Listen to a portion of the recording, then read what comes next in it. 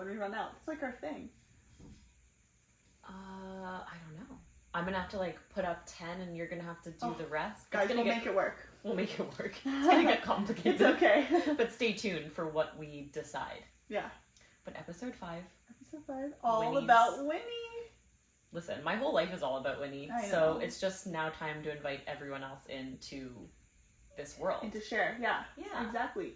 Excited to hear all about it. Again, we don't really know each other's in-depth birth stories. And I feel like you told me a little bit about your birth story, like just briefly, how she came, but I was in like the dead of postpartum. Yeah. So I remember nothing. That's okay. So I'm so excited to hear. Yeah, you're about to hear it in depth today. I'm so excited. I know. I was a little bit worried about remembering it, so I did make some notes. So if you see me looking over there, some notes. Guys, this is a 3-page Word document. Yeah. On everything from start to finish. I have this weird thing where I'm so scared that I'm not going to remember my life. And I need to document it. I get that, but I still, like, I can tell you my birth story from how I came. Yeah. Because I feel like my parents have talked about it so much. I could also do that. My mom does that to me every day or every year on my birthday. She's like, at this time I was, at this time, and I'm just totally. Did that. Yes. So did my parents just did that for my birthday. Yeah. I got a text at 6:29. Happy birthday. Aw, that's cute. But okay, whoa. Okay. Enough about me and you. Oh, I don't want to hear about you. This is Winnie's time. Yeah. Let's give it all to her. The floor is hers. Yeah. Let's hear it. So, I guess it's just kind of funny because I left off with, like in our leading up to birth. Mm-hmm. Where did I leave off? I guess I kind of said... You said that you wanted to walk to the hospital, which is a lot of people have told me was really funny. Yeah, no, that, like I said, delusions were high. That you did the workout and you were having some contractions. No, you did the workout. That's where you ended. I just did the workout. So, I had finished the workout. That was July 24th. Mm-hmm. And I wasn't really too concerned. I was not thinking, like, this will induce labor. But Brad was thinking this is it. When he saw the intensity, he knew. Yeah. But I wasn't. I was kind of, again, delusions. I don't know what I was thinking, but I just thought this feels good. I'm going to keep going with this. Mm-hmm. And to this day, I don't know if that made any difference. Yeah. But I did it. And then it was that night. So July 24th, I did that workout and went to bed. And I don't know if for you it was the same, but I remember at the end of my pregnancy when your belly is so big, or you feel so big, changing from side to side, because you can't lay on your back and you obviously can't lay on your stomach. That was an ordeal. Yeah. I felt like a beluga whale moving the slightest bit. Yeah. And so, I don't know, I guess I woke up, just had to change positions. Mm-hmm. So I flipped over, and right when I flipped over, oh no, I need to go back. I had gotten up to go to the washroom. Okay. As we all know, in late pregnancy, you get up. Yeah, it happens. So I had gotten up, I went to the washroom, and came back to bed, and I was laying facing one way, and I thought, no, this is not it. I need to flip back. So I flipped the other way, and in that motion, I felt this gush. Oh my gosh. And I was like, I just peed. So I knew it wasn't that. I was like, I think my water just broke. Yeah. And I immediately was like, Brad, my water just broke. And he was like, he said he's never felt like scare? Like what is the emotion? I guess I don't know what the emotion is. We'll have to ask him when he comes on. Abruptedness? Like, I guess it was just like you've never gone from being asleep to awake and fully awake that quickly. Yeah, true. So my water broke. I knew what was happening. I like quickly ran to the bathroom, put on a pad, and then came back in to help Brad like get the sheets changed and everything. Do you have like we call it a pee pad as a joke, but do you have like a cover on your bed? Yeah, of course. Oh, and like a mattress protector. Yeah, and would you recommend it? Did it hold all the 100%. But I didn't have, so if you listen to our last episode where Kelsey describes the flood of water that came out. Yeah. Mine wasn't like that. Okay. It was very much like contained by one kind of pad. Wow. Yeah. Okay. But I think because your water was broken, they probably made a bigger hole than if like I just rolled over and it kind of tore a little bit. Yeah, maybe. When you were saying that, I was kind of thinking, oh, I wonder if that's what it might have been. Interesting. Yeah. Yeah, so it was more of like a slow leak, but at first, yeah, you can't understand. Yeah. But at first, it was a gush, and I felt okay, like it was down my legs, all that kind of stuff. Yeah. So it obviously wasn't like your mucus plug or your bloody show. It was. And did you have any of those? No, I didn't. Okay. I had nothing. Oh, except I did forget to mention on my last one that I had Braxton Hicks, but when you were talking about it, it didn't even like clue into me that I had them, because I would get them when I was walking. I wouldn't get them at night. I wouldn't get them any other time other than when I was walking, or sometimes at work if I was going up and down the stairs a lot. It's a lot of stairs. Yeah. And I would just feel a tightening. Didn't hurt, didn't have any kind of, I wasn't worried about them at all. I would just feel like a tightening across my stomach. Okay. And I think that's Braxton Hicks. But yeah. I wouldn't call it like false labor or anything like that. It just was little, tightenings. Okay. Yeah. Okay. But I forgot to mention that before, so thought I'd sneak that in. Sneak that in there, yeah. But yeah, so there was a little like pop, I guess. And I quickly just threw a pad on. We got all the sheets changed. Brad, I told him to go back to bed, and I got back into bed also with my little pad on. And knowing what I know about birth, I just thought, well, it's going to be a long haul. So, and I know a lot of times your water can break, but contractions might be hours away. Yeah. Doesn't necessarily mean things are happening right now. And what time was this at? 2 a.m. 2 a.m. Okay. Yeah. So 2 a.m. water broke. I tried to go back to bed. Times. Yeah. Okay. I tried to go back to bed, and I couldn't go back to bed, and it wasn't because of anything other than the fact that I had a specific kind of idea or goal of how I wanted my birth to go. Okay. And like I said before, I had my whole like birth plan written out. Yeah. But at the end of the day, what was your birth plan? I'll go into it as I like go through the story. I'll kind of put in like, this is what I wanted, this is what happened kind of thing. Yeah. But I also didn't want to be induced. I really wanted a vaginal birth because of my education and my knowledge about like the digestive system and all of the really good beneficial like bacteria that resides in like the vaginal microbiome. And when you give birth, your baby has exposure to those bacteria, and it can really help their immune system, their digestive system. Wow, interesting. Yeah. Okay. So for no other reason, it wasn't like I said, oh, this one is the best way to give birth. Yeah. I just had a preference for if that could be what I could give my baby, then great. I really wasn't prepared for a C-section educationally. Like, if I had to have it, I had to have it. Yeah. At the end of the day, I wanted a safe baby, like a healthy baby. That was really that's the end goal. Thing. Yes. Your birth plan is kind of like what you hope will happen, but if it doesn't, you're obviously not going to fight it. No. I just wanted a healthy baby and whatever that looked like. But I preferred a vaginal birth if possible. And the induction. So I didn't want an induction for the same reasons that you kind of brought up in the last episode. Yeah. I just heard that it can make contractions a little bit more painful. Yeah. And part of my birth plan was also that I wanted to try to go without an epidural. Yeah. And that's for no other reason other than I was just curious. Can my body do it? Yeah. I spent my whole pregnancy trusting my body, really just thinking like whatever's going to happen is going to happen, and I trust the process. Yeah. And I went into my birth the same way, just thinking, I trust myself, I trust this baby. Yep. This is like the most natural thing I'm ever going to do. Yep. Let me just see if I can make it. I agree. So, so when I was trying to go back to bed after my water broke, I couldn't help but thinking about the timeline that's then placed on you.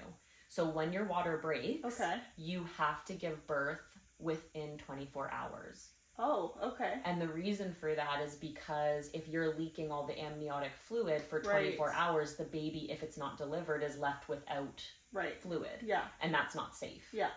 So it becomes a safety issue. Yeah. So again, it being my first pregnancy, you are told that labor can go like 12 hours. Yeah. Or longer. Yeah. So that was the information that I had in my own head. And I had done lots of research beforehand, but Brad and I had also done these prenatal classes that were offered through our hospital. Yeah. It was all on, or not online, it was like a Zoom call kind of thing. Yeah, like virtual. Yeah. So you just registered and you did these 3 courses. It was like once a week for 3 weeks every Wednesday or something. Okay. And what were these classes about, just briefly? It was about labor and delivery. So there's 2 on labor. Yeah. And then there was a 3rd on postpartum, I believe. Okay. Like baby care. Okay. So it was postpartum and baby care. Like how to care for a newborn. Yeah. So part of the labor videos that we were watching, it really hammers home the idea that, like, if this is your first baby, you kind of have to be prepared to be in pain for a while. Like, your labor, it's a long road. And that was what I went in thinking. So that kind of prevented me from sleeping for the first little bit. And also, you're just excited. Like, your water just broke. Now you know for sure. It's coming. Yeah. And you didn't call your midwife when your water broke because you knew, like, you weren't having contractions at the time. So I knew that there was no point in calling my midwife because I was not high risk. I didn't have any concerns. Okay. I looked at the fluid that was coming out of me. I knew it didn't look like pee. Yeah. If your water's ever broken and you've looked at it, there's kind of like little pieces of like white flaky stuff in it and a little bit, there's like a red tinge. Okay. So I knew it wasn't pee and I was like, okay, my water broke. Yeah. I'm going to call my midwife when I'm contracting or and again this was me thinking I'm in it for the long haul. There's no point in calling her now, waking her up at 2 a.m. whatever. You're like so some nice. People. Yeah. I was contracting, let's be clear. I started contracting. So then 30 minutes later, so at 2:30, I started to feel like a pressure and a little bit of cramping. I was like, oh, okay, well, I guess here we go. Like, And Brad's sleeping? Yeah, okay. I told Brad, just go back to bed, try to get as much rest as you can. There's no point. Like, I will wake you up when I need you. Don't need to be tired. Exactly. Yeah. And again, wanted to do it as natural as possible, and that meant I needed him to be coaching me and, like, really have my back and, like, energetic, like, hyping me up kind of thing. Yeah. So he needed to sleep, and I don't think there's anything wrong with that. No. I was fine to just... Yeah. I don't know. It's a very personal thing, too. Like, I was just in my head. I'm not like a loner, but I love my alone. Like, I love being alone and just thinking and whatever. And so it gave me a little bit of time to get my head around what was coming and calm myself down a bit. I was really trying to intentionally breathe through each contraction and just practice for what was coming. Yeah. So I just laid in bed for probably another 30 minutes, and then they started to get kind of bad, where I was like, oh, this is uncomfortable, and I kind of felt I was rustling around in the bed. Yeah. And I was like, okay, well, I think I should just get up and go downstairs and whatever you do at 3 a.m. Yeah. I'll do that. Watch some Grey's Anatomy, or... I did not turn on the TV once. Oh my gosh. Okay. I know. I went downstairs and I laid on the couch and my cats just swarmed me. Yeah. I don't know if you had a similar experience with your pets, like when you were at home, but Darth was laying beside me the whole time. Min came up and was laying on me. Okay. And they were just glued to me. And I was like, so I just like cuddled with them. Yeah. And then around 4, my back started killing. Like, I started to get such bad contractions in my back. That's something I was really scared of, was back labor. Because you think labor's bad. Apparently back labor is... It was very uncomfortable and very painful. So... Oh, and the other reason I didn't turn on the TV was because I had read that if you're relaxed and you're just calm, if your body is relaxed, it helps speed things up because you're just naturally, like, pushing... Does the TV make you not relaxed? I think it just took me out of my zone. Oh, okay. Like, instead of focusing on what I wanted to be focusing on, which was, like, thinking and being very intentional, like, getting myself around these contractions mentally, I think it kind of distracted from that. It was just... But I could see it working either way. Like, whatever your preference is. Yeah. So, around 4, I called my mom because she was working her night shift. Oh. So I knew that she was awake. Yeah. Or I guess I texted her and just said, like, call me when you get a minute. And I wanted to tell her, but she had a heating pad and I didn't have a heating pad. So I was like, after you're finished work at like 6, can you go home, grab the heating pad and bring it to me? Okay. So she was like, oh my God, yeah. So she was so excited. And then around 7, I guess, she brought over the heating pad. Okay. And by that point, I was still comfortable. Like, I remember sitting up and talking to her and like, we were just talking like we normally would. She was telling me about work and I was just telling her about the night and whatever. Yeah. The heat felt amazing. On your back? Mm-hmm. Yeah. Oh my God. It was amazing. It was like, they had felt really, really unmanageable. Yeah. And then I got the heating pad on and I felt like a new woman. It was like an epidural. Yeah. Well. It wasn't, but. Okay. I can liken the experience of feeling unprepared to deal with that pain to all of a sudden being relief. Like, this is some relief. I can manage one, this. Do you think that you will always have a heating pad for your next birth? And 2, do you think that you would bring it to the hospital for some relief?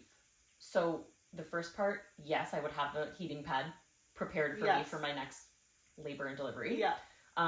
2, I don't know if it would have been worth it to bring to the hospital because in my experience, and as you'll hear, it was too quick. Yeah. Okay. I was not laying in the. Well, but would it be something that maybe you would pack in your hospital bag if you were packing a hospital bag? Like when you pack your hospital bag for the next one? Maybe. I didn't think about that. Okay. But yeah, for sure. Because I'm just wondering if I should add it to mine for the next time I go into labor and delivery. I would. Okay. Because I had a TENS machine. You know the thing that they put on you at the chiropractor or the physiotherapist where it stimulates your muscles? Oh, yeah. It's like a Dr. Ho. Yeah. So my mom had one of those machines and she lent it to me. Yeah. And I went too quick that I never needed it. Okay, but you had it. And I was going to bring that to the hospital with me. And I think I would add a heating pad because if my labor went any longer than it did with Winnie with another baby, it would be helpful. Nice. Yeah. Okay. So I got the heating pad. My mom and I just talked, and then I guess before my mom got there, I called my midwife. Okay. Maybe around 6. Like my mom got there at 7. Okay. I called my midwife at around 6. You thought that was an acceptable time to wake her up? Yeah. Okay. Because my contractions were starting to get. This was preheat, right? So I was like, "Ooh." They're getting intense. Yeah. So she asked me. She's like, "It's still early. Like, there's really no need to be concerned." I actually had a phone call meeting with her that day, scheduled for 1 p.m. Okay. So we weren't doing weekly visits. We were doing like weekly calls because again, I had I didn't want to stretch and sweep. I was not high risk in any way. Okay. So she offered me the option of in person or scheduling a phone call. Okay. And the timing just always worked out that I could take the call at like 3 or 3:30. So right after we were coming out of work. Yeah. So yeah, I opted for that a lot of the time. Okay. So I had a phone call set up with her. They didn't need to check you though? Like at every midwife appointment, they were checking Jack to make sure he was like on track. Like they measure your stomach and everything. At every appointment, I was tracking on or if not a little bit bigger. And so she was not concerned about that. Okay. I did go in. So I went, this was 39 and 3 days. I think I went in for 38 weeks. Okay, so it wasn't like every phone call was on the phone, but maybe like every second one. Yeah, that's exactly what it was. Okay. So she had measured me at 38 weeks or whatever. Yeah. And everything was looking fine. So she said, there's no reason for you to keep trekking down here. Okay. Whatever. Yeah. So because I had the 38 week in person, my 39 week was on the phone. On the phone. Okay. Yeah. Makes sense. So on that call with her, so I called, she called me back. Yeah. On that call with her, she said, because your water broke, we can no longer do a phone conversation. You're going to have to come to the clinic and I'm going to check you and we'll go from there kind of thing. Okay. And I said, okay, well, when should I come? And she said, try for noon. And I was like, okay, so it's 7 o'clock. Yeah, sure. Okay. I'll come for noon. Was it close, your midwife place? Probably about 15 minutes, but in the opposite direction of the hospital. Oh. So you know how close I live to the hospital. Yeah. It's like 2 minutes. Yeah. This would have meant I had to go 15 minutes south and then 15 minutes back to the hospital. So she told me, nope, we can't do it on the phone. You're going to have to come in. I'm going to check you. I said, no problem. And yeah, she said, call if you have any concerns. And I said, okay, great. Talk to you at noon. Whatever. And then she reiterated, like, this is your first baby. You sound like you're in early labor, but I don't have any hopes for like this going very quickly kind of thing. we'll see you at noon for your appointment kind of thing. Yeah. So I'm like, okay, great. So I get the heating pad on me. My mom and I are just kind of chatting. It's distracting me. And then I think by like 8, my mom's like, look, I have to go to bed. I've been awake all night. Well, now she's going to see her granddaughter within 24 hours either way. So she's like, I got to rest up. God, yeah. I got to prepare myself. Yeah. So I was like, you're right. You need sleep. Go ahead. Fine. Brad was still sleeping. I don't know why I was not waking him up sooner. It was still kind of early. And you still want him to be ready. Have a full sleep. Yeah. I think looking back, I would have woken him up sooner to start preparing because when we did have to leave, it was quick. Frantic. Yeah, and I think it would have been more calm if that had been done sooner. So just like a tip for anybody else in that situation, if you think like, oh, maybe I should just let them sleep as long. I don't know a lot of people that would let their partner sleep in that long because it wouldn't be me. Well, it was me. So they started to get pretty bad even with the heat around 8:30.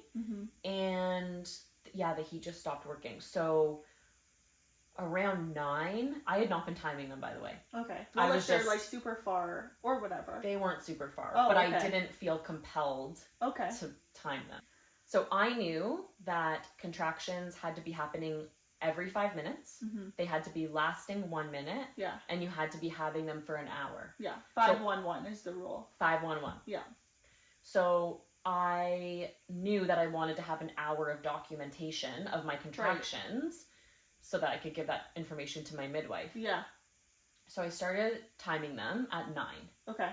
And I woke Brad up at 9:30. I was trying at this point to make myself food, and I could not even walk from my couch to my kitchen. Okay. I couldn't. Not that far. No. Yeah. It shouldn't be difficult to walk to. Yeah. Like, let's say that. Yeah. Could barely make it. I was in so much pain. I was bouncing on the ball. I was trying everything, but it really hurt to sit. Like, I didn't know how uncomfortable just sitting would be. Okay.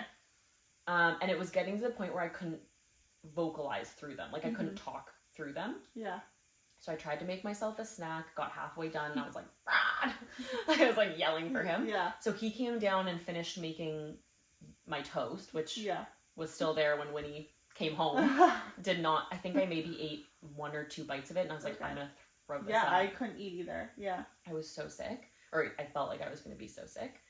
And around 9:45, I sent a screenshot of my contractions to my friend who had a baby the year previous. Okay. And I was like, look, we're timing, contracting. And she sent me a message back, and her only response was, I don't want to freak you out, but those are coming really quickly, and I think you're actually progressing faster than you might think you are. Okay. And I was like, what? Yeah. I don't remember now. Oh, okay. And I wish I saved that screenshot or something, but I didn't. Maybe if I go back in our history and try to find it. My app is my app says it right away. I know. But because it was a contraction timer that I was using within an app I already had. Yeah. It went away. Oh. I wouldn't really recommend this contraction app. Just, I would say you probably had a better idea to download the contraction app and go that way. Yeah. I didn't love mine, but whatever. Okay, it was what we were using. It was what I was using, so I just went with it. So right after she said that, I called my midwife, and I was like, I'm in severe pain. I'm not comfortable coming to you for noon. Yeah. I think we need to scrap the meeting. Yeah. And you can just meet me at the hospital. Yeah. She goes, okay, great. I can be there, do you want to just say noon at the hospital? Oh. And I was like, yeah, sure. I don't know where my brain was. Okay. So then I called her back 15 minutes later, and I was like, they've gotten worse already. Yeah. How soon can you be at the hospital? Because I think I need to leave now. Yeah. She's like, I can be there for 10:30 or 10:45. Did she ask you to time, was she... She was judging it, when we were on the phone, she listened to how I was coping with it through the phone. Okay. And she was like, tell me when you have a contraction. Yes, okay. So she was timing them with you. Yeah. Okay. But again, she was like, well, you sound like you're okay, and, whatever. Okay. So I think she was a little bit shocked when I called her and was like, no. get to the hospital. Yeah. We need to meet you there right now. Yeah. And when she said 10:45, I kind of panicked. I was like, what time was it again? This was around 9:45, 10. Okay, so almost an hour. That's when she could meet you. Okay. Yeah, and I was like, whew, okay. Well, that's what we got to work with. Yeah. So that's what we got to work with. While I'm calling her, Brad is getting his stuff together, getting my stuff together, loading the car, trying to help me because I am in so much pain. And I have stairs. Like, I kind of live in like a townhousey type thing. Yeah. So to come up to my first level, you have to walk upstairs. It's a lot of stairs, man.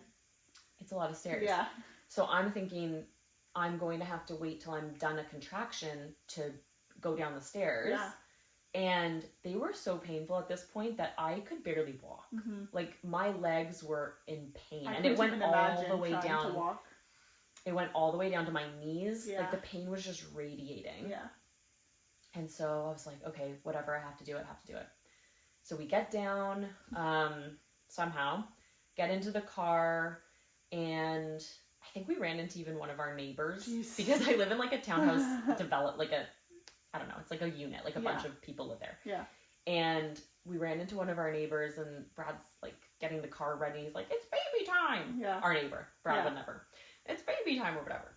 So anyways, I barely remember this. I'm kind of blacked out at this point. Yeah. I remember it, but I don't. The car ride was 5 minutes, and it was awful. I think I had 3 contractions in 5 minutes. Oh my God. Yeah. Back to back. So were you like sitting in the passenger seat? Yes. Were you laid down in the back? Like, what was your car situation? I think Brad put the car seat in. I don't even remember. I'm assuming he did. And the bags were all in the back and everything. Oh, so I was in the front. Ooh, okay. But that was a choice. I just automatically got in the front. Oh, okay. Yeah. I'm thinking of now to Lauren's first story, and they were a little further from the hospital. I just remember her saying like she was laying in the back. Well, which you'll hear about, but I remember they were going over bumps, and she would be like screaming. So that's so nice that you were only 2 minutes away from the hospital. Yeah, but I couldn't imagine doing any longer than that. Yeah, true. Contracting in the car is next level. Yeah. People say that, and it's true. I was kind of dreading. I was thinking, oh, we'll go to the hospital before I'm at this point. Okay. But I really feel like I went 0 to 100 real quick. Yeah. Like, I went from being able to manage them and everything to back to back to back. Still managing, but just intense pain. Yeah. And, Brad was driving so slow because he was trying not to hit the bumps or go with the stop sign, you know? And I was like, drive faster, but also don't, because if you hit a bump, I'm gonna like freak out. Pop this baby out, yeah. Seriously. And just a lot of pressure. So anyways, we get to the hospital, and I'm thinking, how is this gonna work? Because we have all these bags. I need to go now to the hospital. I don't have time to wait for Brad to get his shit together. Yeah. And what about parking? Mm-hmm. Like, you go back outside and pay for parking at that point. That's what we did anyways. No, okay. That's not what we did. Okay. Brad dropped me off. Oh my God. Like, Brad dropped me off in the loop of, like, the parking. Like, you drop off and then you pull back out. Okay. So he dropped me off and said, go, like, get registered, whatever. Yeah. And I'm going to go park and I'll meet you back. I won't be long. Okay. So I was like, okay. So I go in and I start to walk up to the registration desk, and I start to have a contraction, and I see there's seats like in line but kind of off to the side. Yeah. So this woman is talking to the nice lady at the reception. The nice lady. She was nice. I go sit down in this chair, and I'm like waiting for my turn, but I'm also contracting. Yeah. And this woman walks in the line and goes in front of me, like waits to like, butts me in line. No. And I'm like, no, I can't wait here longer than this. No. So I'm contracting, but I'm also really annoyed at this woman. Yeah. And then, thank God, this volunteer comes up, and she's got a wheelchair, and she's like, honey, she's this nice old lady. Yeah. She's like, honey, are you in labor? And I'm like, yes, I am.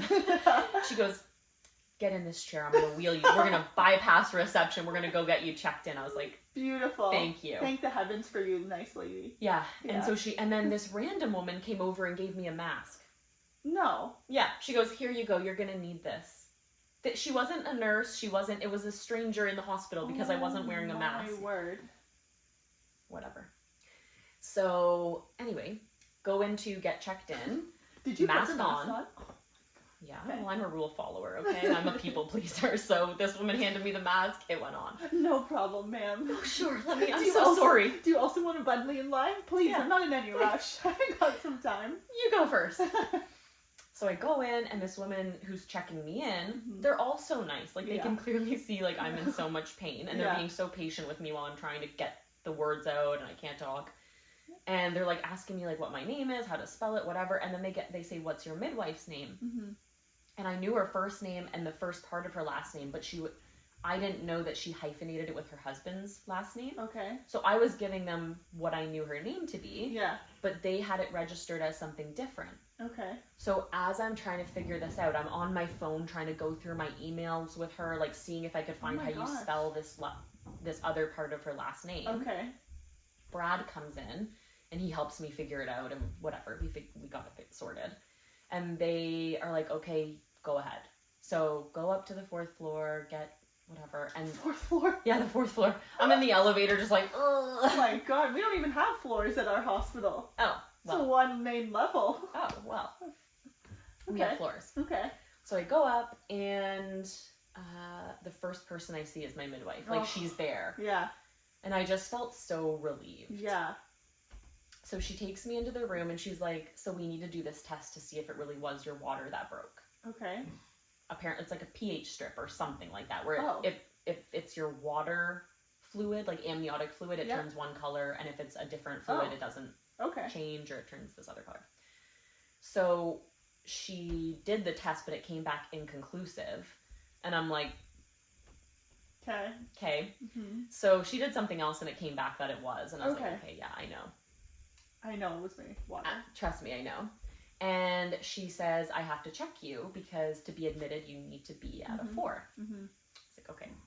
But I had told her as part of my birth plan that I didn't really want to know where I was. Because I thought mentally, if I was in this much pain and she told me I was like a 3 or even a 4, by this point, I would have been disheartened and it would have played into my like emotional state. Yeah.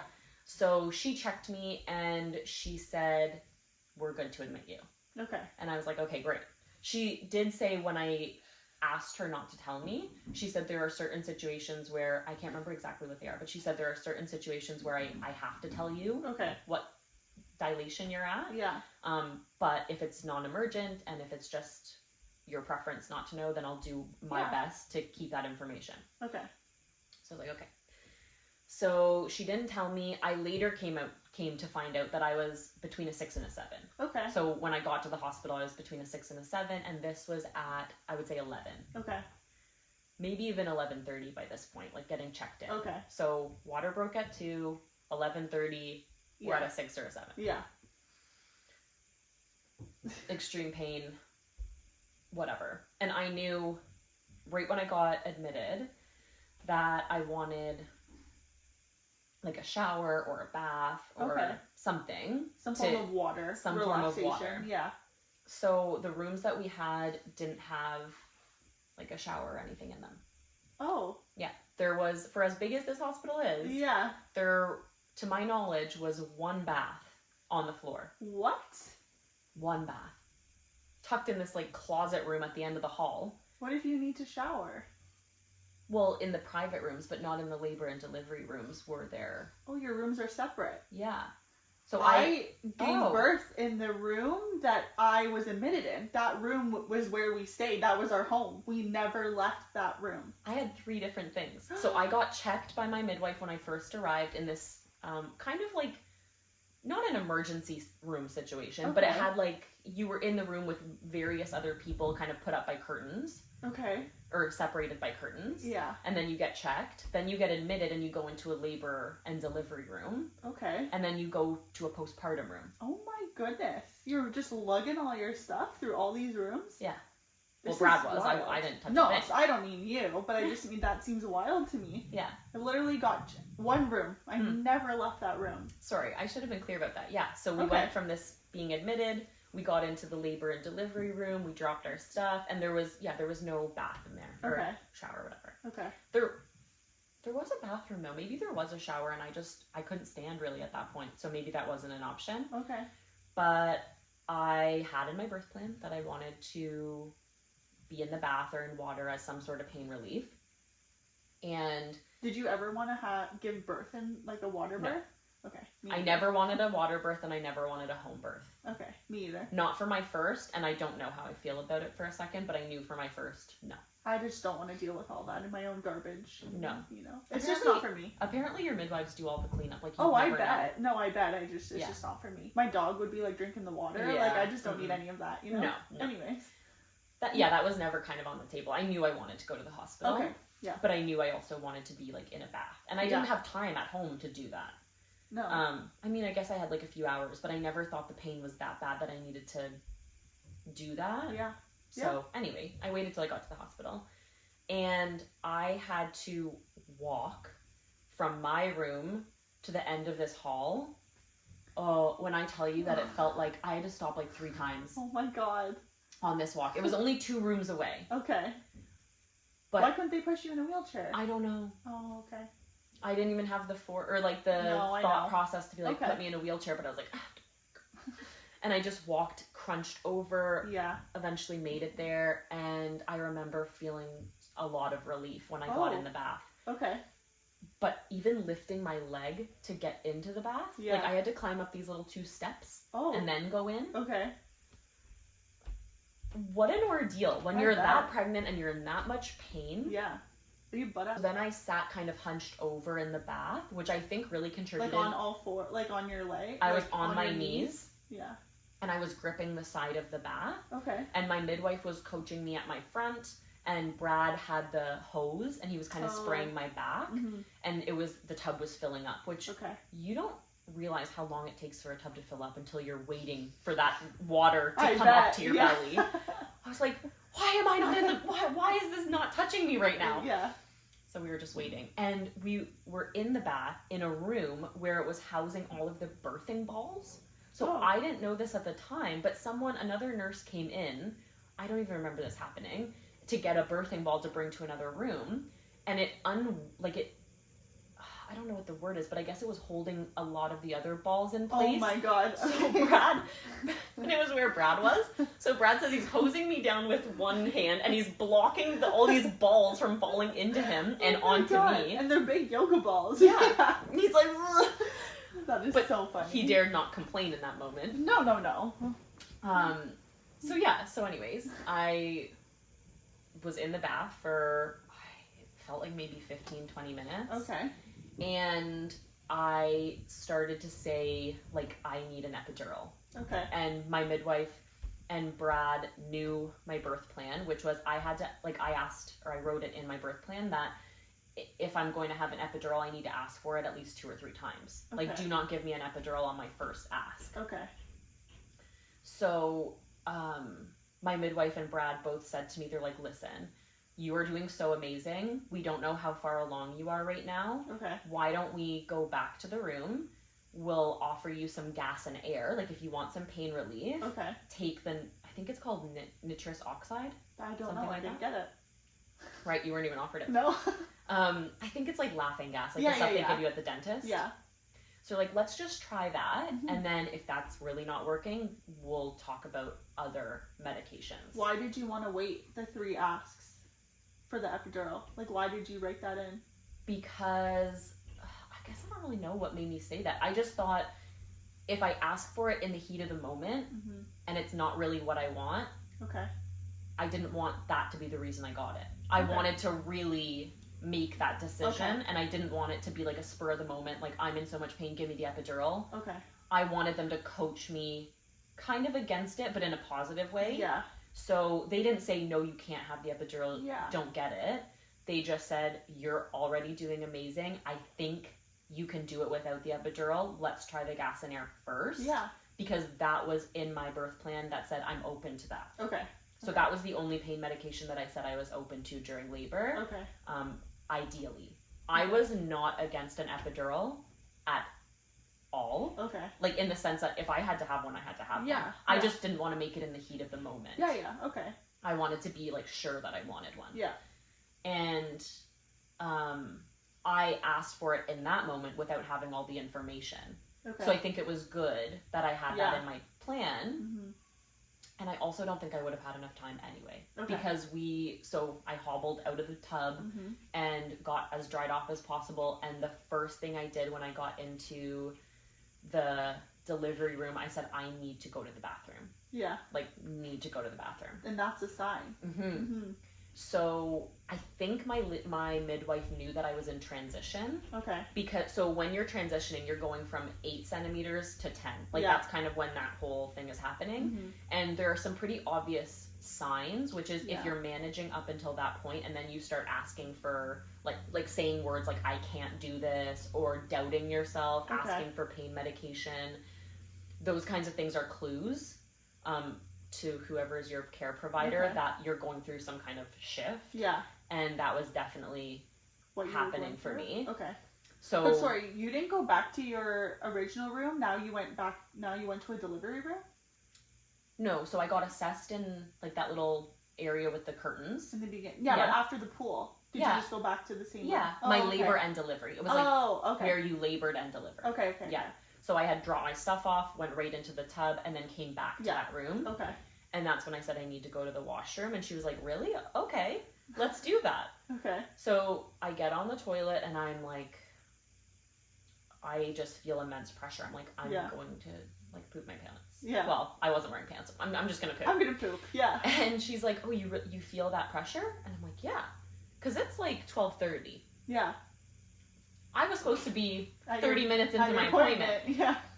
So she's like, really? I'm like, yeah. She's like, okay, well, try not to push hard because I don't know where we are yet. So that can be dangerous if you're pushing too early. Yeah. She said, just try to like breathe and, if you're comfortable there, stay there. If you'd like to move and I can check you, then we can do that. Okay. So I'm like, I think I need to be checked because now I need to know where I am. Yeah. And she's like, okay. Gets me into the bed, checks me, and she's like, oh, you're like a 9. Yeah. And I'm like, oh, okay. Yeah. So she goes, you don't need an epidural. Like we're just going to get you right on the gas and air. Yeah. So I tried a few different positions, but what felt really good was kneeling on the bed, facing the part where you put your head. Yeah. I've heard that area. A lot. Yeah. And the reason for that was because the gas and air kind of cord it's kind of like a little mask that goes over your nose and mouth. Yeah. It was right there. So when I had it on in that position, it was kind of the easiest way for me to get it. Yeah. And then in between when I would be using it, I would just kind of hold on to the top of the bed. The rails. Yeah. They have rails and stuff, right? Mm-hmm. Yeah. Yeah.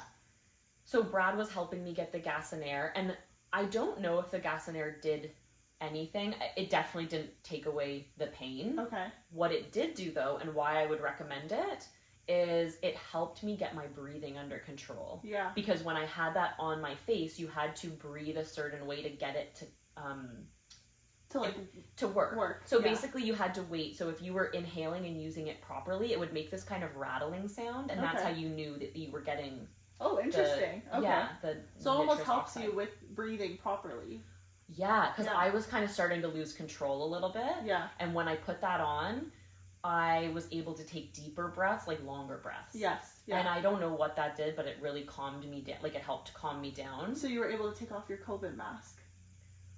Yes. So that's another thing. Because it was COVID. Yeah.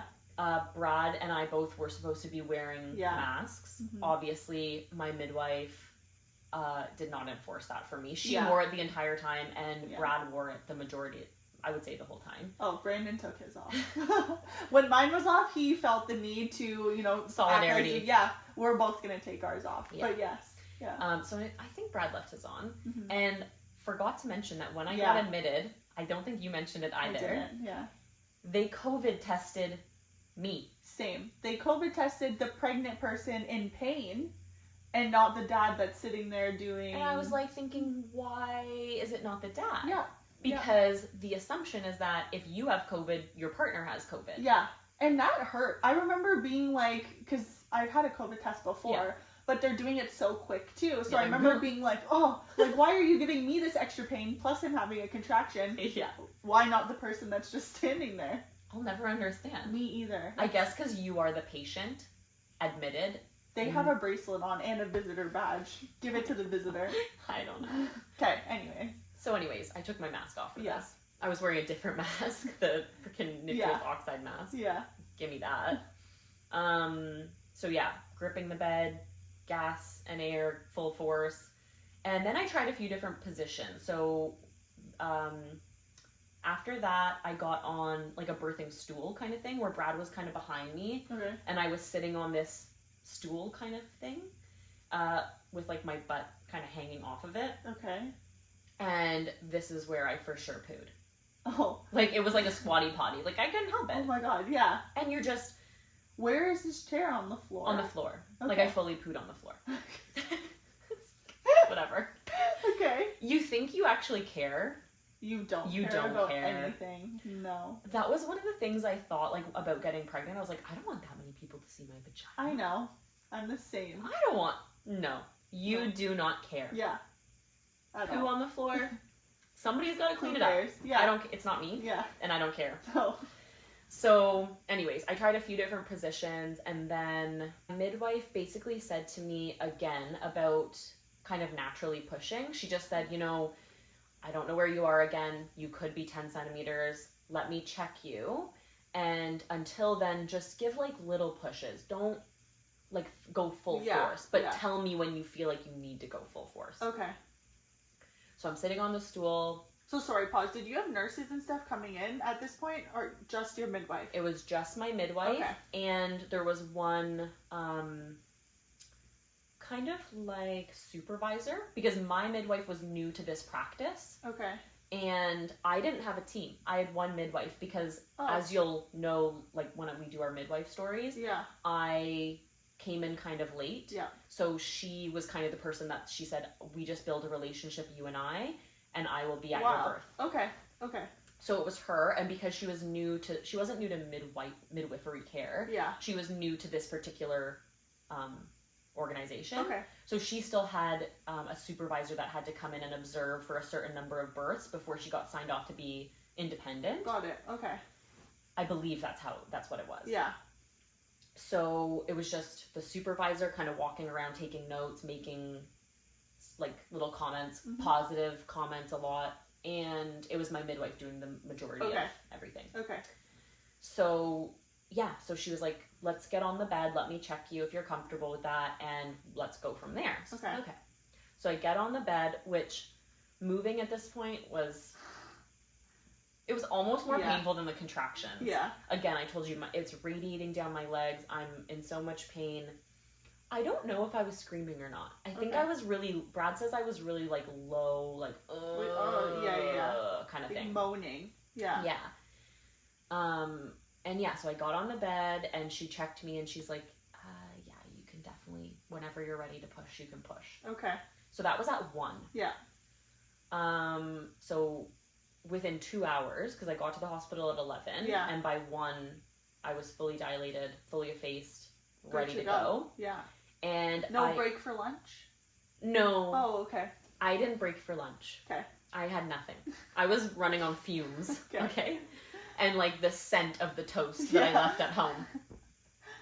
So I had read that laying on your back is not the best position to birth in if you can control it. Which we know, but it's still the most used birth. Yeah. And it's something to do with the way that your pelvis is positioned. It doesn't allow it to kind of open the full way. Yep. But I decided I didn't want to move again, and I was comfortable kind of where I was. What do you think would have been your ideal? I think probably flipping around and holding onto the top of the bed. So like pooping the baby out? No, because I think what I'm talking about is like laying over the top of the bed. What? Like, can I show you here? Okay, like this. Like this. Like I was like this on the bed with my face towards the headrest. Yeah, so you're like pooping the baby out. Oh, okay. I thought you meant like on the stool. No. Sorry, when you actually pooped. No. No. Like, yeah, it kind of just like comes out like that instead of like them like, manually grabbing. Yes. Sorry to anyone that had to just watch that on the I'm sure video. they prefer. Maybe they'll take notes of that's how they want to deliver. I do hear though that is one of the most like better ways to deliver. Or even like on my side with my leg up kind of thing. Okay. I've heard that's really good. But to be honest, whatever way you're comfortable, and if it's already happening and that's where you are, then just go with what feels natural. Because I didn't want to move again. I was like, it's too painful. I'm here. And if you get an epidural, you can't do that anyways. Like I couldn't have been on my legs. I didn't have feeling or control of my legs. Actually, okay.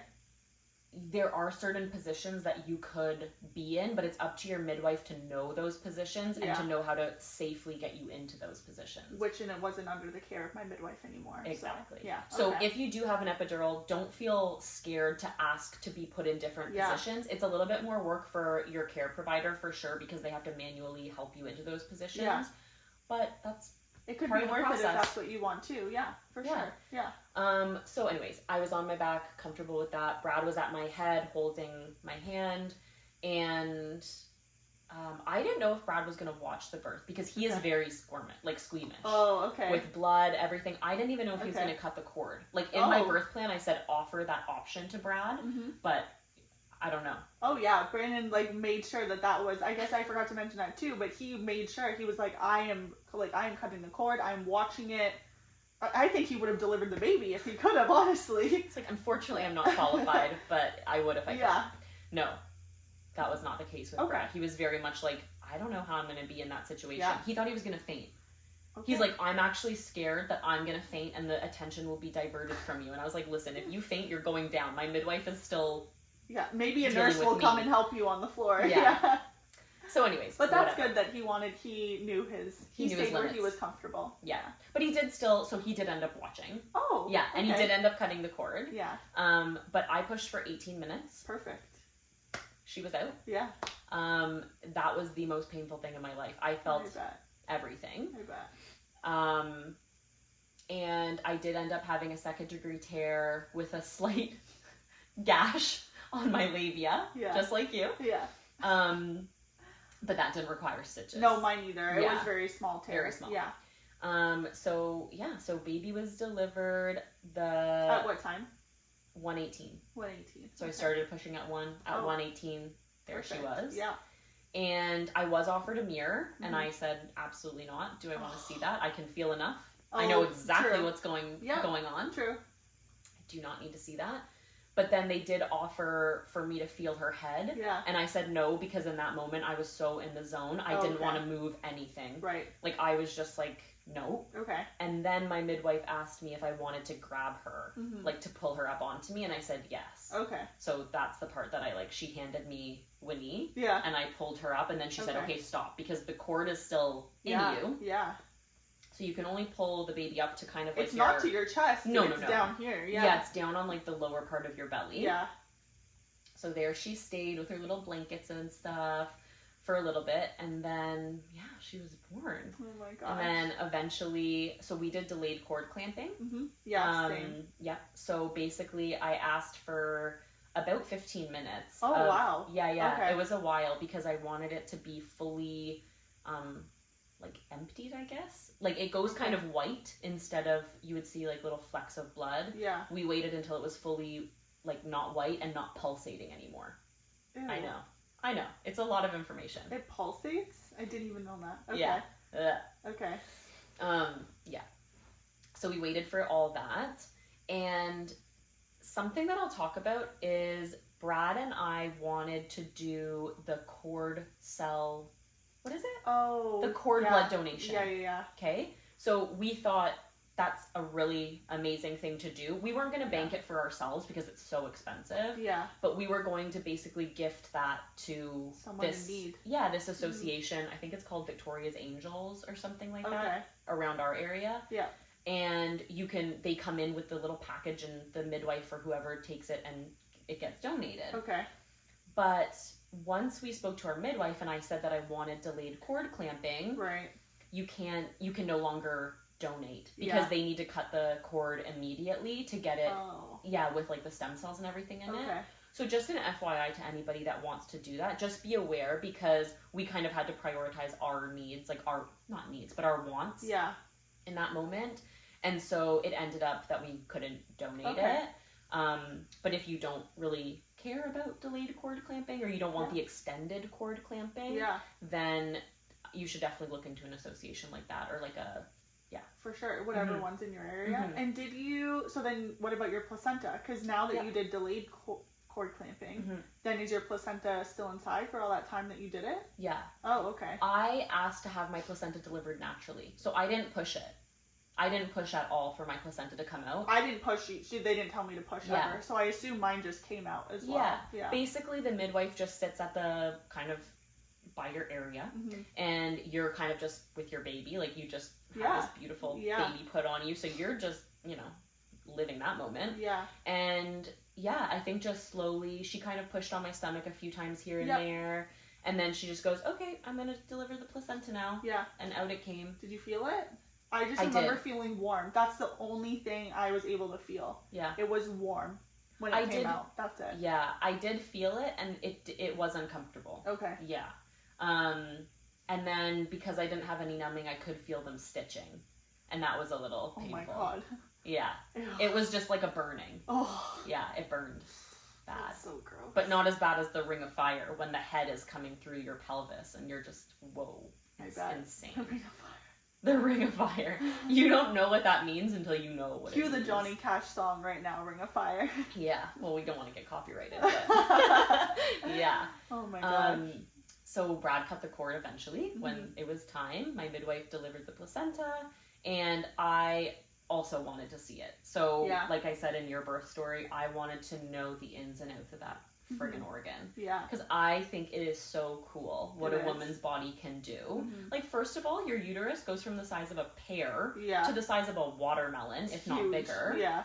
And then you grow an entire organ that you can then just get rid of and not need anymore. Gone. When do you get to see your organs? And then leaves this hole that then you need to then, whatever, repair. Heal. Yeah. Yeah. So that's another thing, is that I didn't know why you needed, as a postpartum mom, to not be moving, or, like, I didn't know why you couldn't just kind of get back up. Right. Well, it's because you literally just lost an organ, and my midwife described it as an open wound. It is, yeah. So on the inside of your body, you have this dinner plate hole. Yes, where the placenta used to be attached, that is now an open wound that needs to repair itself. Yes. And any time that you overwork yourself is when it will start to kind of, like, not rip apart again, but it'll start to bleed again. And that's why if you're postpartum, or if you're about to give birth, really think about what you're doing postpartum. Yeah. And try, even if you feel amazing, because I felt amazing after I gave birth. I could walk, I wasn't attached to anything, I could get up and move comfortably. But my midwife was like, even though it feels great, it's not doing anything for your body for repairing. Yeah. So if you push yourself even past your, like, not even past your limit, but just even the slightest bit, you're gonna have to, you're gonna feel that bleeding start again. There's this thing I saw on TikTok, and I think it's called like 5, 5, and 5, which is maybe why I was confused with our 5-1-1. Yeah. But it's like 5 days in bed is what you should spend, and then you should spend 5 days on the couch or like on your main floor, and then 5 days of like walking. So like you're not even supposed to, and like you are supposed to move your body a little bit, but it's basically like to let yourself heal fully from that huge wound. Yeah. And then to like gradually build it up. I think that's what it is, but that's like a general rule, apparently. Yeah. I mean, that makes total sense. And sorry, what was Winnie's birth weight? Oh my God. Yeah. Winnie was born at 118. She weighed 7 pounds, 8 ounces. Okay. Which I thought was really good. Yes. Like, I think that's a nice weight for a baby. Yeah. Not too big, not too small. Yeah. Brad changed her first diaper. Yeah, same with Brandon. But when she did get put on me, after the cord was cut and everything was done, she stayed there for quite a while. She actually wanted to nurse right away. Yeah. So she nursed for 30 minutes on each side. Oh my gosh. Yeah. I don't even remember the time Jack was nursing for. Oh, she nursed for, it felt like ages. Oh my gosh. And then when I had to hand her over to the midwife to take her to do all of her checks and everything, I was like, oh, she like pooped all over me. These two are just, they're so in sync with they really everything. They're so similar and so different at the same time. Yeah. It's funny. Kind of like us, actually. Yeah, it's true. But yeah, so she, 7, 8. I don't remember her length. I think it was like 19 inches or 20 inches or something. Okay. And yeah, then she was fine. She was perfect. Yeah. Oh, because she came so fast, she was very swollen. Oh. Yeah, like her eyes and nose were all swollen. Oh, okay. And my midwife said that's totally normal. That just happens when they get pushed through the pelvic canal really fast. Yeah. And also it can lead to a lot of mucus because they don't have time. Oh, they don't have the pressure of being inside the pelvis to push out the mucus. Like, okay. So they kind of are birthed with that in their like nasal mouth area. Right. And why I'm saying that is because after your baby's born, within 24 hours, they have to do a hearing test. And Winnie passed in one ear. Oh, ours was in 24 hours. Oh, really? No. So they came in. Sorry, hold on. Yeah. Did you get this done at the hospital? Yeah. No. So for us, you have to go somewhere else. Like, and this was days after. I feel like this was like, it may have even been a week. I think that's better though, because what happened was when they came in the next day, and they tested her hearing. And when he had these big hoops in, and they tested it. No, they tested her hearing, and she passed in one ear, but not the other. Okay. And the woman who did it was like, totally normal. I can see that she's really swollen. She probably was born fast. And I said, yeah. And so she's like, we'll just schedule one in a few weeks. Okay. And that's when like the mucus has cleared and we can get a better idea. Okay. So I was trying not to panic. I know. Like as a new mom, it's like, oh my God, can she hear? Wrong. Can she not? Yeah. But I had known that going in. And so I felt a little bit more comfortable. Yeah. And so once she was born, we very quickly moved into the postpartum room, which I know we should talk about. The fact that in Ontario, in I guess bigger hospitals, there are options for the rooms that you go into. Okay. So if a private room is available and you're willing to pay the $350, it's $350 a night for a private room. I don't remember the cost of the semi-private room, which is 2 people in the room. And then there's a ward, which is the only free option. Okay. Which is 4 people in a room. What? In one room? Yeah. And you're just divided by curtains? Yes. And your partner can't stay with you because there's already too many people in the room. Yeah. Shut up. So, thank God. Guys, go to smaller town hospitals, okay? This is not the case in our small towns. Yeah. Oh my word. I can't believe that. Yeah. But we were able to get the hospital stay covered through insurance. Okay, so look into as that. A medical expense. Yeah. So that's definitely something to look into if you are birthing in a private room that does cost money. Just make sure that you get the receipt. Yeah. So we did that, and thank God there was a private room because I would not have wanted to share a room. No. It's just such a You feel like you have to be quiet probably, and you don't want to, like, if another baby's crying, and oh my God, and then this baby starts crying too. Like, it's such an intimate moment for you and your partner to share, to think about doing that with another person in the room. No, you also want to be open to share things like dialogue, like talking openly, and like, I don't know if I would be talking about my vagina if, Bob and Tim over there or whoever was like listening, like at the same time. Also, another point I wanted to bring up is, I don't know if this is, I saw on TikTok, and it's like, empty, you and your TikTok. It taught me so much. Empty out your room. Take those diapers, take the cream, take anything you can find. No. That wasn't the case at our hospital, and for a lot of other moms I talked to. We got given, I don't know, 2 diapers maybe. Oh. I think at one point Brandon had to grab our own wipes because we didn't have any extra wipes either. Oh. And let me tell you, when I say Brandon looked through all the drawers, all the things, like, we found Vaseline. Yeah. That's it. There was no extra diaper. We had to use our own diapers after those first 2. It was like there was nothing extra left for us, kind of thing. We got given a hat. We got to pick out a little hat for Winnie. Yeah. We didn't get any blankets, or we didn't want to take them. I don't know what the I didn't take them, but they wrapped Jack in the blanket. Yeah. But I didn't take them. And I think there were, we used the hospital's diapers for the most part, and then we switched to ours eventually, but it was definitely more than 2. And we used their, no, I used our wipes because I wanted our wipes. They were the water wipes as opposed to, I didn't know what they were using, and I didn't want any chemicals. Yeah, honestly, I don't think we had the option. I think maybe when Brayden first changed the diaper, they obviously were all there, so they had their own wipes and stuff, but after that, it was on us. Yeah. So we went into the postpartum. It was private, thank God. And I got checked a few times by different nurses. Okay. My midwife had to leave. Yeah. Totally fine. And so I had a night nurse come in and do my checks for me. They gave me a peri bottle, which we talked about. Yeah. And definitely used that. I was able to pee right away, so that wasn't a problem. But holy smokes, does it burn.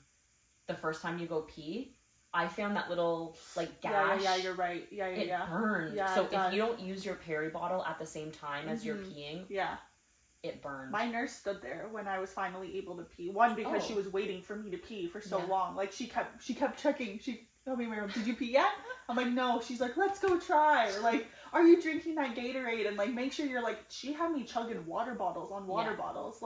I had my Yeti there, and I was just chug-a-lugging. I was so thirsty. I couldn't be stopped. No one had to remind me. I was like, bring me more. But that's why she kept coming in. She's like, did you pee yet? Did you pee yet? So she stood there, and she was like, she was kind of she turned the tap on, because, that stimulates pee. And anyways, I'll stick your hand in warm water. I should have done that. Have my hand in the tap as it was going. Yeah.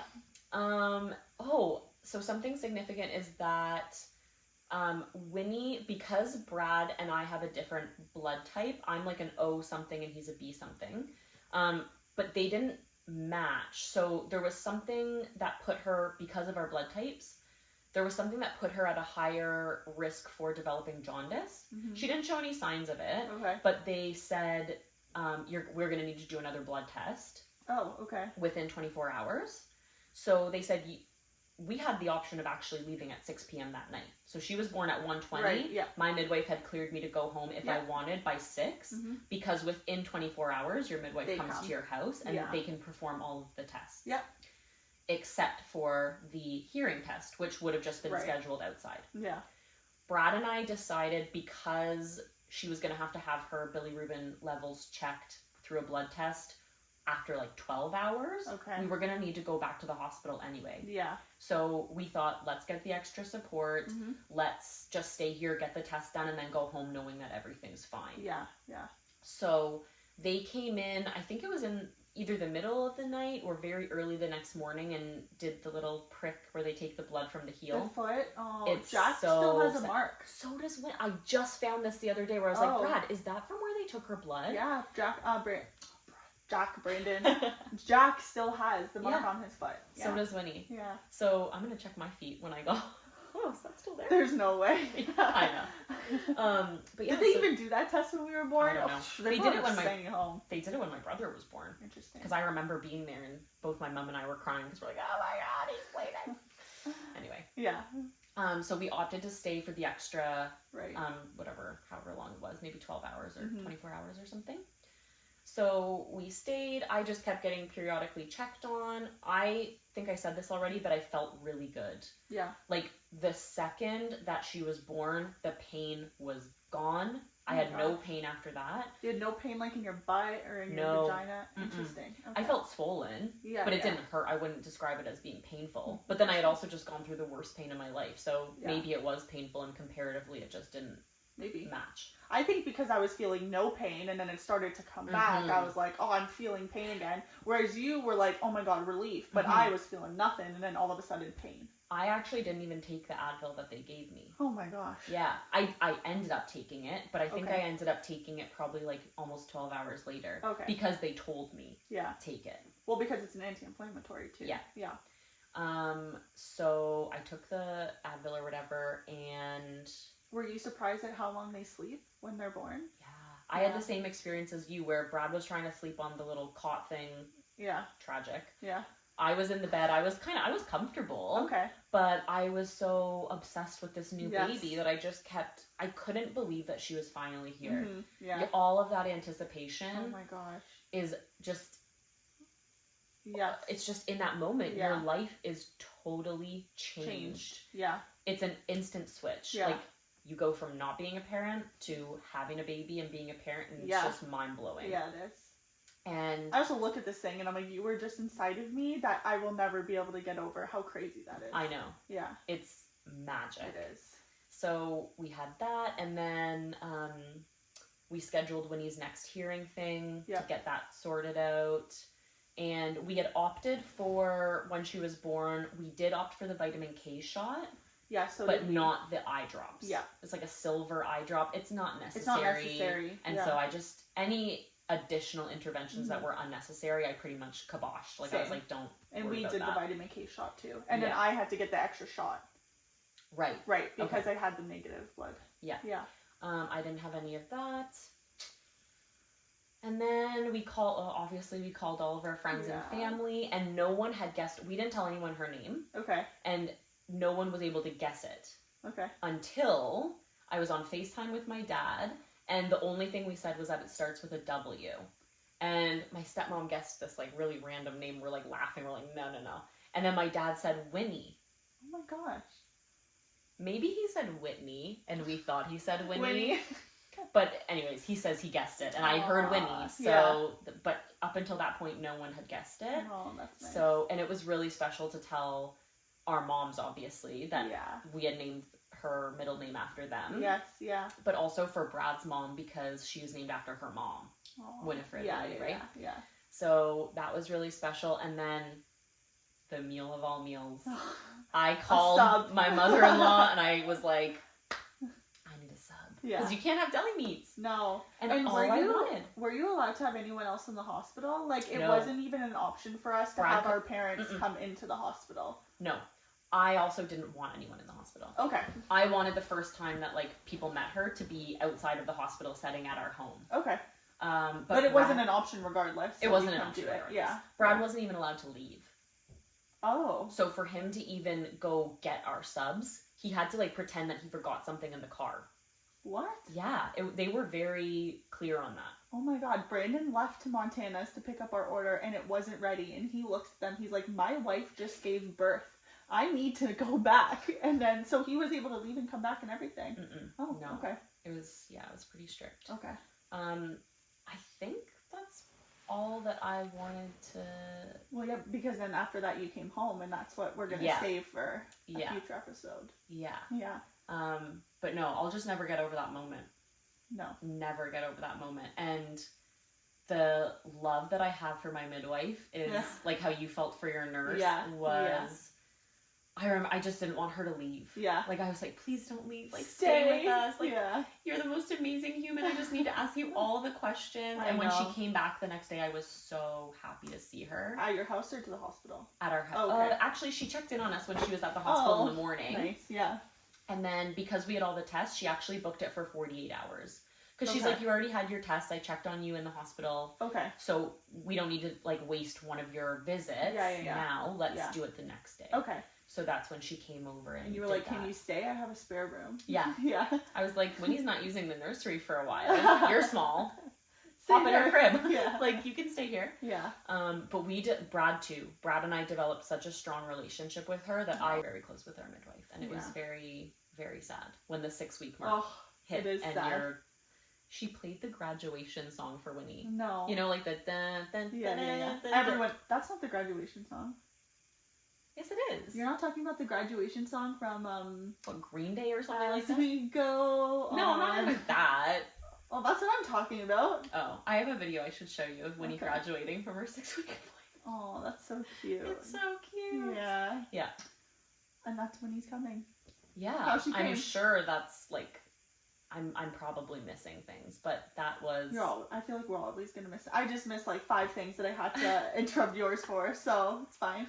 Yeah, but that was it. So yeah, if you had a similar labor, like we always say at the end, like leave us comments because we just love hearing about that. Like private message us or whatever it is. Just drop us a comment, share your experience. And we know that a lot of you don't have, you know, as I'm going to say, as easy or as like nice, I don't even know the right word, of a birth as us. Like non-traumatic. Some people have very traumatic births. Well, so you guys are going to see, we're going to have a guest on soon, and she had a pretty traumatic birth. And as someone who was anticipating and waiting for this baby's arrival, it's going to be very different from what you heard here. So we obviously are aware that we had great births, but we know that that's not the case for all of you. So yeah, I feel like my birth was kind of like a unicorn birth because almost everything went to my plan. Yeah. And when does that happen? We'll wait for Sarah's next one when it becomes the total opposite. Oh, I know. Not that I wish that for you at all, obviously. Of course. But it just can't be unicorns, it's not fair. No, and I agree. Yeah. Like, for my first one, sure, but... Not allowed for two. Not allowed for two. No. So, I'm in for it. Yeah. Sure, whatever. Well, thank you guys for listening. We appreciate you so much. We hope you enjoyed the birth stories as much as we enjoyed telling them. Yeah, and hearing it. Yes, and hearing it. Yeah. That was so cute. But yeah. Anyways, we'll see you for episode 6. Oh my god, yeah, because this was 5. Yeah. Yes, okay. See you guys for episode 6. Yay! Bye!